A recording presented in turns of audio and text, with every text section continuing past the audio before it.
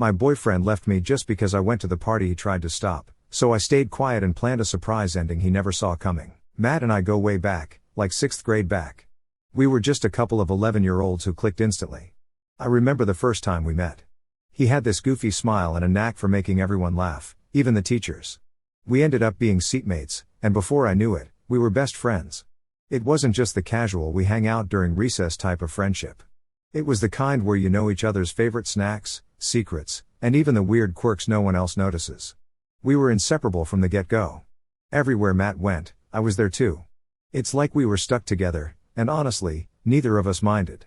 It wasn't just about having someone to share jokes with or do homework together. It felt deeper than that. Even as kids, we leaned on each other in ways most people didn't. Whether it was dealing with bullies or just feeling like no one else got us, we always had each other's backs. By the time we hit 14, things naturally shifted. We'd been best friends for years, but now there was this weird tension between us. Not bad tension, but like every time he'd smile at me, my stomach would do this little flip. It was confusing at first because I'd never thought about Matt like that, but turns out he was feeling the same. One random day during one of our marathon phone calls about nothing and everything, he straight up asked if I wanted to be his girlfriend. I remember laughing nervously, thinking he was joking, but he wasn't. So we gave it a shot. Dating Matt felt like the most natural thing in the world. We didn't have that awkward getting to know you phase because we already knew everything about each other. Our relationship felt solid right from the start.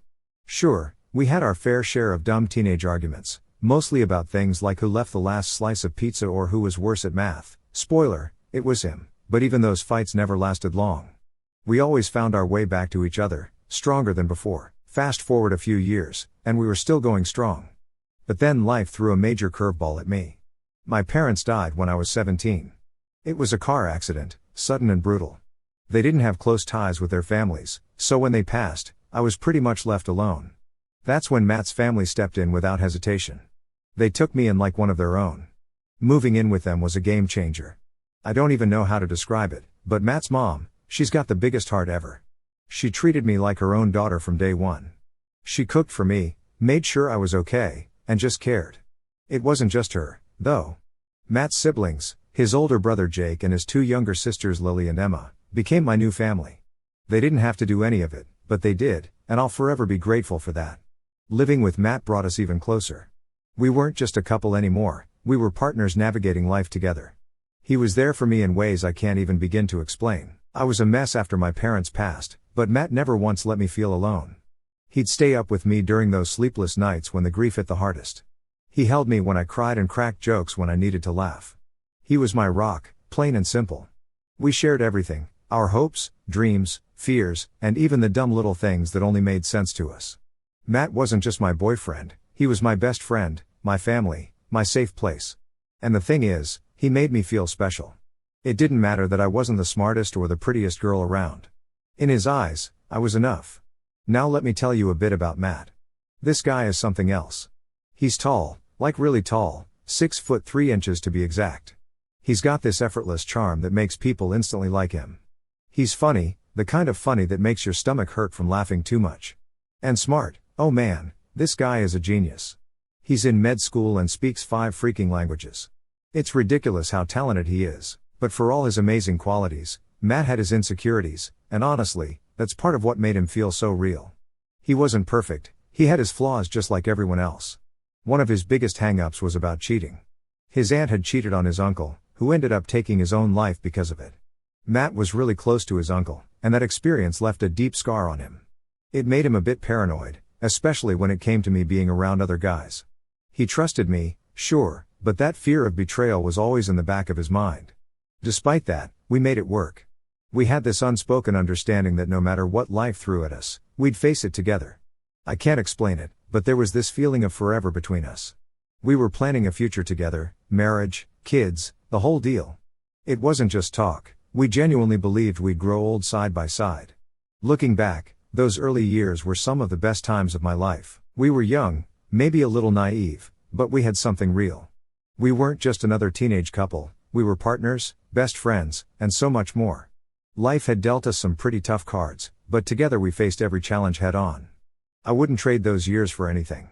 Even now, thinking about all those moments we shared, I can't help but smile. Matt was my everything, And I was his, at least that's what it felt like back then.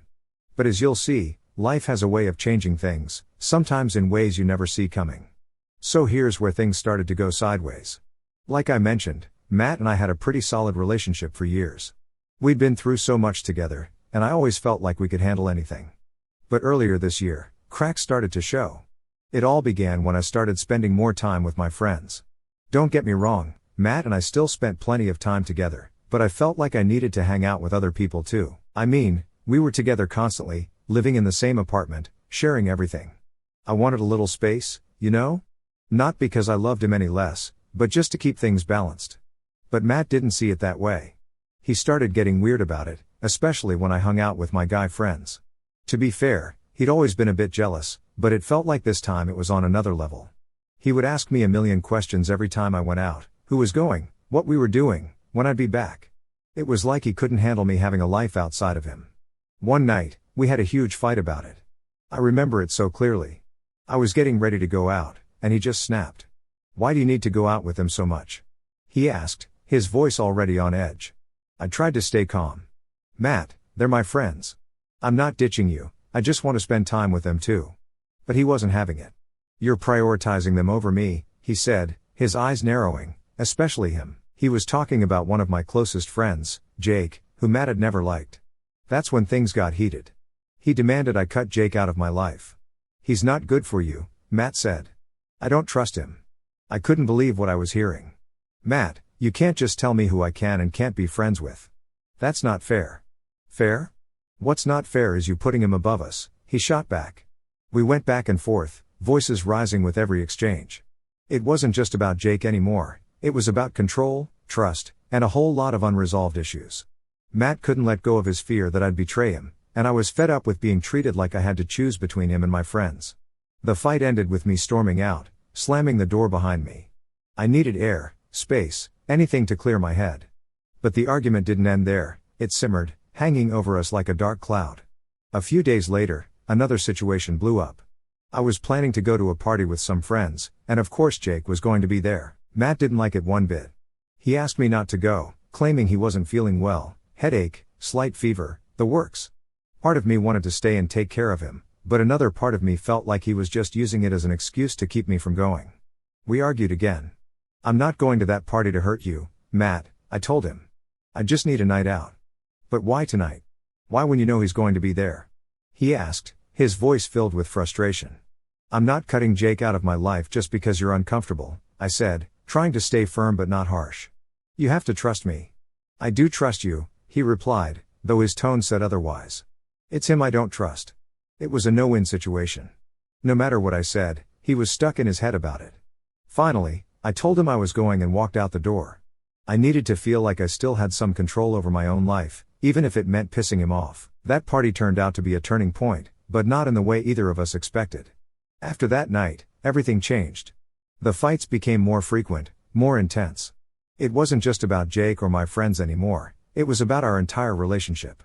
Matt started pulling away emotionally. He wasn't the same guy who used to hold me and tell me everything would be okay. Now he was distant, cold even. I tried to talk to him, to fix whatever was broken, but it felt like he'd already checked out. The more I tried to bridge the gap, the wider it seemed to get. I couldn't shake the feeling that we were slipping away from each other, and no matter how hard I held on, he was slipping through my fingers. We built this life together, this partnership that had been our anchor through so much, but now it felt like we were drifting apart, and neither of us knew how to stop it. Looking back, I think we both knew something had to give. We couldn't keep going like this, fighting over the same things, hurting each other in the process. But at the time, neither of us was ready to admit it. We were stuck in this cycle of blame and resentment, and it was tearing us apart from the inside. I wanted to believe we could get back to where we were, to that unbreakable bond we once had, but deep down I knew things had changed. The foundation of our relationship had cracks, and no matter how much we tried to patch them up, those cracks kept spreading. In the end, we were both scared of losing what we had, scared of what it meant for our future. And that fear, more than anything else, was what kept us holding on, even as everything else was falling apart. That night, I'll never forget it. It was supposed to be just another party, you know? One of those where you hang out with friends, laugh, and forget about all the stress for a bit. But instead, it turned into the worst night of my life, one that would change everything between Matt and me. I was already tense when I left for the party. The fight with Matt was still fresh in my mind. He didn't want me to go, especially since Jake would be there. He had this look, almost like he knew something bad was going to happen. But I was stubborn. I needed to prove to myself, and maybe to him, that I could still have my own life outside of our relationship. The party was in full swing when I arrived. The music was loud, people were laughing, dancing, just letting loose. It was exactly what I needed, or at least that's what I thought. I tried to push the argument with Matt to the back of my mind and just enjoy the night. I remember hanging out with a group of friends, catching up and just talking about random stuff. Jake was there, of course, but I didn't think much of it. We'd been friends for years, and I trusted him despite Matt's suspicions. The night went on, and everything seemed fine. At some point, though, I started feeling weird, not like sick or anything, just off. It's hard to explain. I felt lightheaded, and my body felt heavy, like I was moving through water. I figured maybe I was just tired or maybe overwhelmed from the fight earlier, so I decided to find a quiet spot to lay down for a bit. There was a room in the back of the house, far from all the noise. It seemed like the perfect place to just take a breather. I slipped in, closed the door, and laid down on the bed. The softness of the mattress was comforting, and for a moment, I felt myself relax. I must have dozed off because the next thing I knew, I was waking up to the worst nightmare imaginable. It was disorienting at first. I remember opening my eyes and seeing shadows moving in the dim light. I tried to sit up, but I couldn't. That's when I realized there were people in the room with me, my so-called friends. I won't go into the details, but what they did to me, it shattered something inside me. I remember screaming, thrashing, trying to fight them off, but my body felt weak. I couldn't scream loud enough, I couldn't move fast enough. It felt like I was trapped in my own body, helpless and terrified. Then, out of nowhere, a girl I didn't even know, burst into the room. She must have heard me screaming. She came in yelling, pulling the guys off me.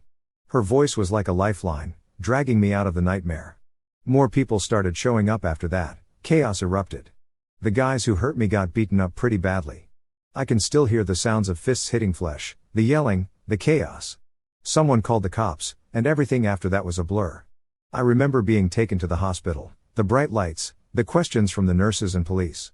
I felt numb, like I wasn't even in my own body anymore. The shock, the fear, it was overwhelming.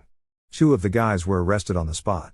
The third managed to dodge the worst of it because he hadn't done as much, but honestly, none of that mattered to me in that moment. I was broken, shattered into pieces I didn't know how to put back together. I'll never forget the look on Matt's face when he saw me at the hospital. I had called him in a panic, barely able to get the words out. When he arrived, his eyes were filled with a mix of rage, heartbreak, and helplessness. He held me so tightly, like he was trying to piece me back together with his arms alone. But even then, I could feel the distance starting to form between us. In the days that followed, I felt like I was walking through a fog. Everything seemed distant, like I was watching my life from the outside. The police came around to take my statement, and while they were supportive, it didn't make the trauma any easier to bear. I had nightmares every night, reliving those horrifying moments over and over again. Matt tried to be there for me, but I could tell he was struggling too.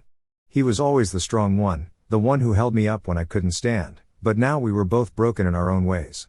He blamed himself for what happened to me at the party.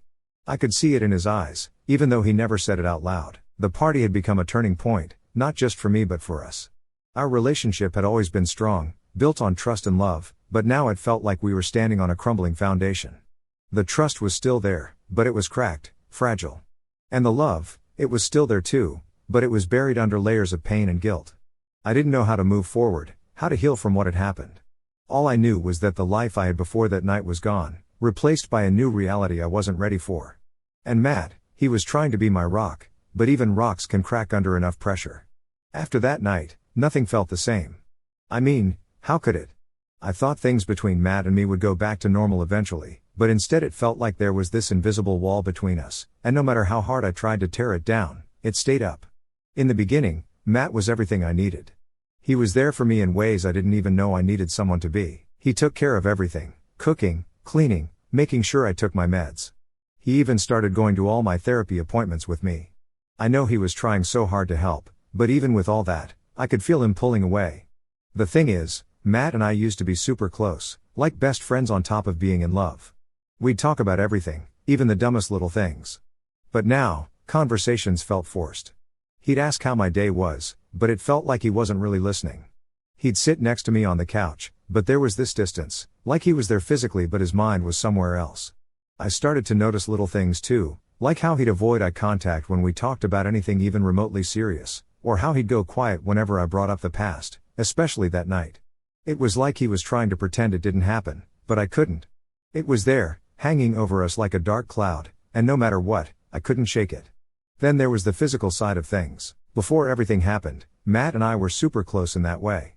He had this crazy high libido, and we were always pretty active.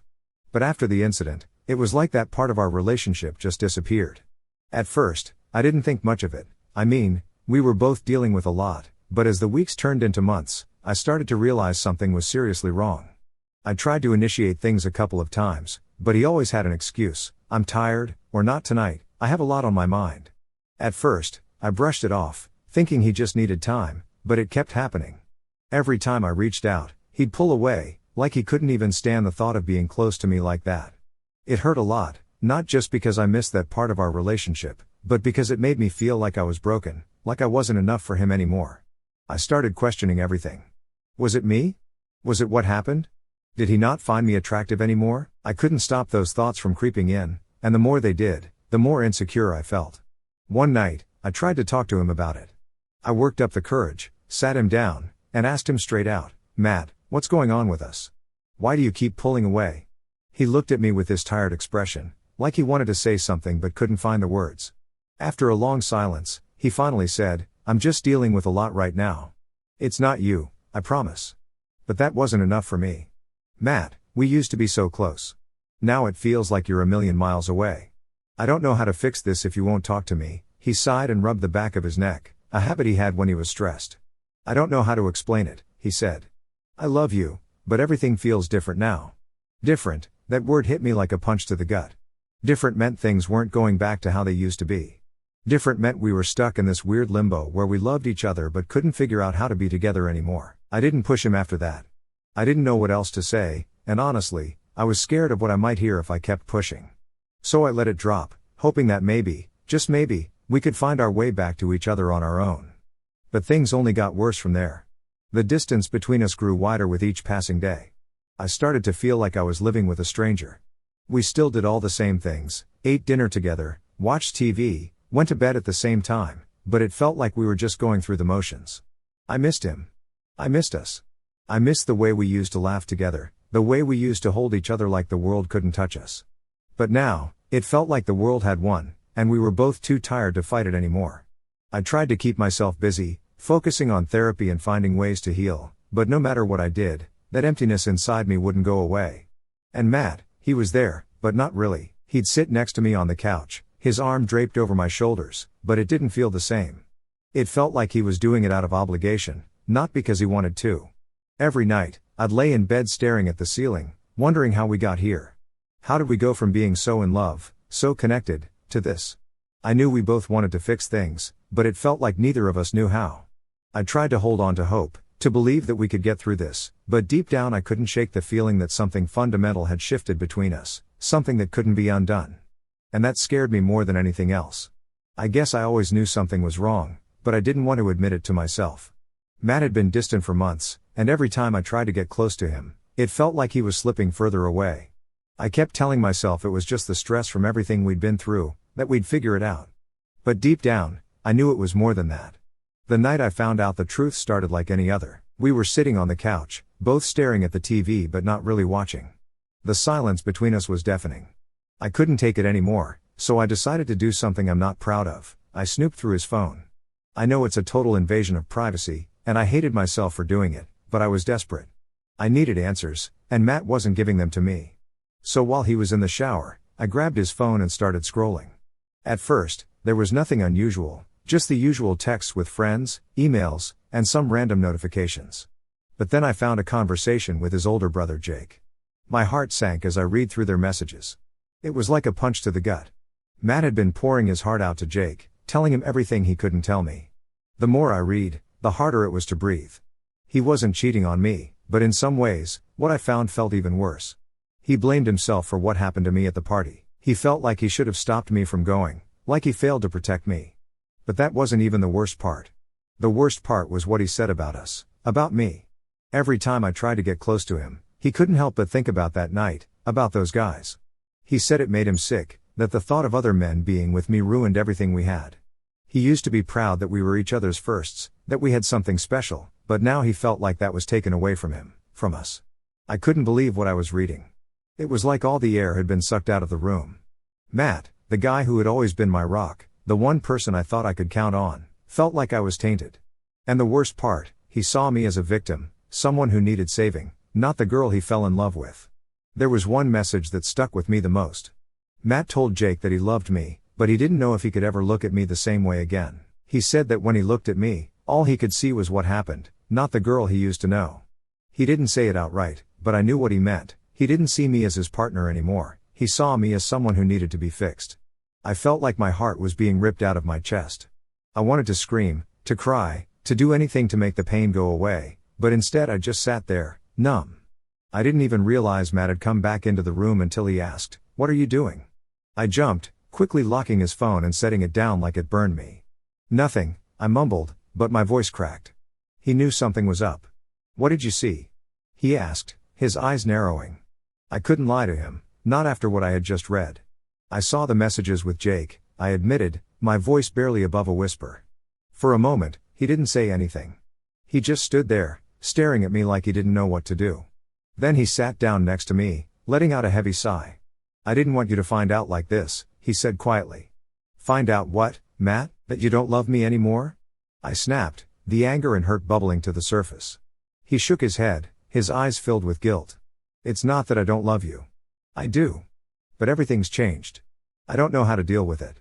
I felt tears streaming down my face, but I didn't bother wiping them away. "Why didn't you talk to me? Why did I have to find out from your texts?" "Because I didn't know how," he admitted. "I didn't want to hurt you more than you've already been hurt.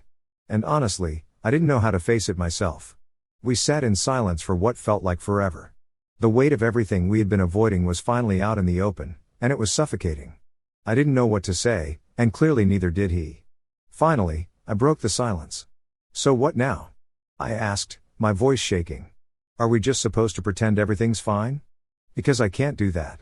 Matt looked at me with a pained expression. "I don't know," he admitted. "I wish I had the answers, but I don't." It wasn't the response I wanted, but at least it was honest. And for the first time in months, I felt like we were finally on the same page. We were both lost, both hurting, and neither of us knew how to fix it. That night, we didn't have any big revelations or breakthroughs.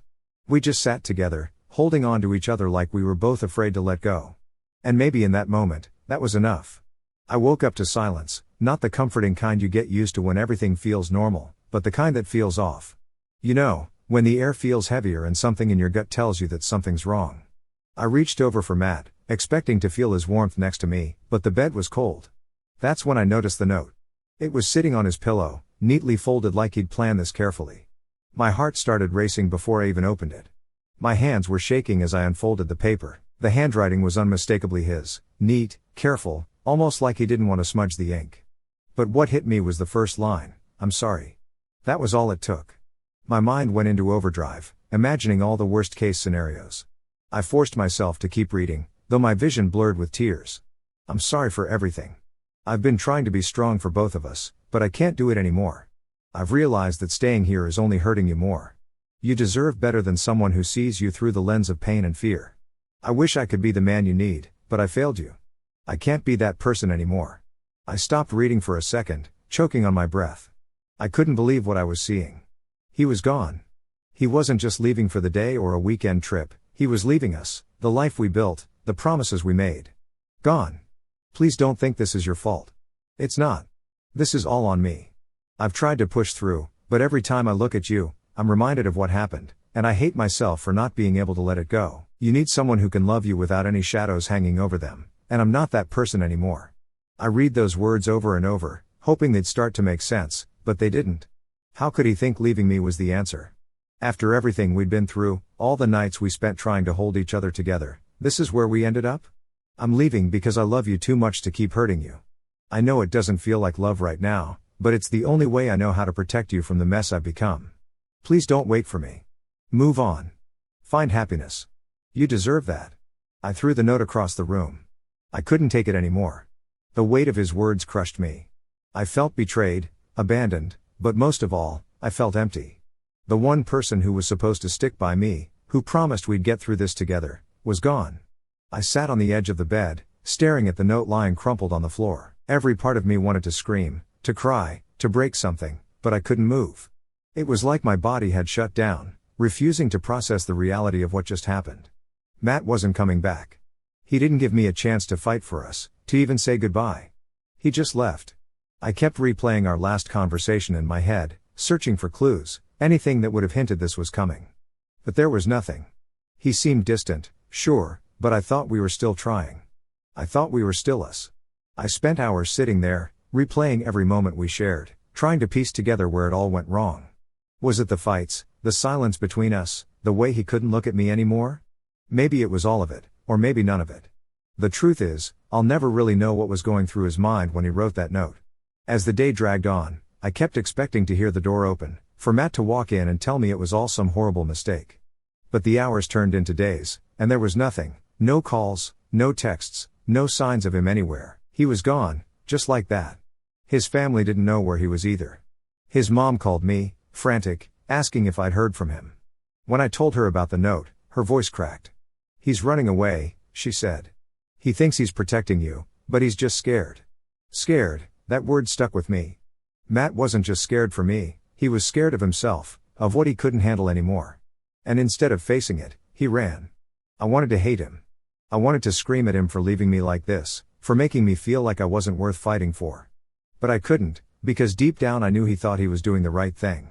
He thought leaving would make it easier for both of us. But it didn't. It left me alone, broken, and trying to pick up the pieces of a life we were supposed to share. As the weeks went on, the pain didn't get any easier. Every time I walked into our apartment, I felt his absence. His clothes were still in the closet, his toothbrush still in the bathroom, but he was gone. It was like living in a ghost town, surrounded by reminders of what we used to have. I kept hoping he'd reach out, that he'd realize leaving wasn't the answer. But he never did, and eventually I had to accept that he wasn't coming back. He'd made his choice, and now I had to figure out how to live with mine. Letting go of Matt was the hardest thing I've ever had to do, but holding on to someone who didn't want to be held was even harder. So I packed up his things, put them in a box, and tried to move on. It wasn't easy, and honestly, some days it still isn't. But I'm learning, one day at a time. It's been a year since Matt left, a year of trying to rebuild myself from the ground up, of figuring out who I am without him. Some days have been easier than others. I've had moments where I felt like I could finally breathe again, and others where the weight of everything still crushed me. But I was getting there, slowly but surely. Then, out of nowhere, I got the news. A mutual friend texted me, "Did you hear about Matt?" I stared at the message, my heart sinking. For a second, I didn't want to know, but curiosity got the better of me, so I replied, "No, what happened?" The next message hit me like a freight train. "He's engaged. He proposed to his new girlfriend." I felt like the air had been knocked out of me. Matt, engaged? How could that be? It had only been a year since he disappeared from my life without so much as a goodbye, and now he was not only with someone else but planning to marry her. I didn't know what to do with the information. My hands were shaking, my mind racing. 1,000 questions swirled around my head. Who was she? How did they meet? Did he love her the way he used to love me? Or maybe worse, did he love her more? Against my better judgment, I did what I knew I shouldn't. I went looking for her online. It didn't take long to find her. Social media makes it easy to piece together someone's life these days. Her name was Megan, and she seemed happy. There were photos of them together, smiling, holding hands, even one of him down on one knee, holding out a ring. That photo hit me the hardest. The look on his face, it was the same look he used to give me, pure happiness, like he'd found the person he wanted to spend the rest of his life with. And now that person was her. I stared at the picture for what felt like hours, tears streaming down my face. I couldn't wrap my head around it. How could he move on so easily? How could he be so happy while I was still trying to pick up the pieces? The worst part was that I couldn't even be mad at him. Deep down, I knew Matt wasn't a bad guy. He didn't leave me to hurt me, he left because he thought it was the only way to help me heal. But seeing him with someone else, knowing he'd found happiness again, it felt like a punch to the gut. For the next few days, I went through a whirlwind of emotions: anger, sadness, jealousy, confusion. I wanted to hate him, to scream at him for moving on, but I also wanted to be happy for him. After all, wasn't that what I had been trying to do? Move on, find happiness? I talked to my therapist about it, trying to make sense of everything. She reminded me that healing looks different for everyone. You've been focusing on yourself, and that's important, she said. But Matt's journey is his own. His happiness doesn't take away from yours. Her words made sense, but it didn't make the pain any easier to bear. I still felt like I had been left behind while Matt had gone on to build a new life. I kept asking myself, was I not good enough? Was our love not strong enough? But deep down, I knew it wasn't about that. It was about timing, about circumstances neither of us could control. A few weeks after finding out, I decided to stop looking at Megan's profile. It wasn't healthy, and it wasn't helping me move on. Instead, I focused on what I had accomplished in the past year. I'd found a new job, made new friends, and started rebuilding my confidence. I was learning to be okay on my own, even if it wasn't easy. One day, I ran into that same mutual friend who had told me about Matt. We got coffee, and of course the topic came up. "You doing okay?" they asked, their eyes filled with concern. I nodded, though I wasn't sure if I was being entirely honest. "Yeah, I'm getting there. It's just weird, you know? Seeing him happy with someone else." They gave me a small smile. "I get that. But you know, he's not the only one who deserves happiness. You do too." Their words stuck with me. Maybe I had been so focused on what Matt was doing that I forgot about myself. I deserved happiness too. I deserved to find someone who would love me for who I am, scars and all. And maybe that someone wasn't Matt. Maybe it was someone I hadn't met yet, or maybe it was just about learning to love myself first. That day, I made a promise to myself. I would let go of Matt, not just physically, but emotionally. I would stop comparing my journey to his, stop holding on to the past like it was the only thing that defined me. It wasn't going to be easy, but I owed it to myself to try. Matt was a part of my life, a big part, but he wasn't the end of my story. He had his chapter, and now it was time for me to write my own, one that didn't revolve around him, but around me, my growth, my happiness, my future. And so I took a deep breath, closed my laptop, and took the first step forward. 1 year later, I might not have all the answers, but I'm learning, and that's enough.